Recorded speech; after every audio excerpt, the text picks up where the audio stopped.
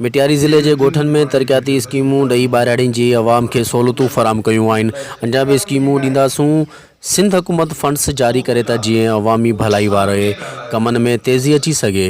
बलदियाती election जो time न आयो आहे। मौजूदा वफ़ाक़ी हुकूमत बि हिकु ॾींहुं अवाम मथां पहाड़ बराबरि आहे, जंहिंमें कुझु चई नथो सघिजे। अहिड़नि ख़्यालनि जो इज़हार मखदूम फ़ख़्र ज़मान मिटियारी मीडिया फोरम साफ़िन जे वफ़्द सां मुलाक़ात दौरान ॻाल्हियूं कंदे चयो त ज़िले काउंसिल जे आइन मुताबिक़ टाउन्स ऐं म्यूनसिपल जे सिटीज़ शहरनि में कमु नथो कराए सघिजे। उतां टाउन्स ऐं म्यूनसिपल जा चेयरमैन पंहिंजनि सिटी शहरनि में कमु कराए सघनि था।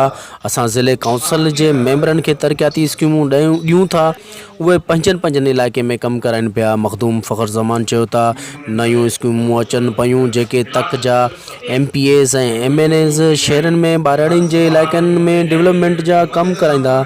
उन्हनि में बि शहरी पंहिंजूं दरख़्वास्तूं या अची आगाही ॾियनि था उन्हनि इलाइक़े में कमु करायूं। मखदूम फ़ख़्र ज़मान वधीक ॿुधायो त बलदियाती इलेक्शन परे आहे, इन जे हींअर खां ई प्लानिंग करण जो वक़्तु ज़ाया आहे। मौजूदा हुकूमत जी का बि सही नमूने सां रथाबंदी नज़र न पई अचे ऐं न ई उन्हनि जा पेर पका ॾिसण में अचनि पिया, जंहिं करे जेको वक़्तु आहे उन में अवाम जी ख़िदमत करण में पंहिंजो वक़्तु ॾियूं।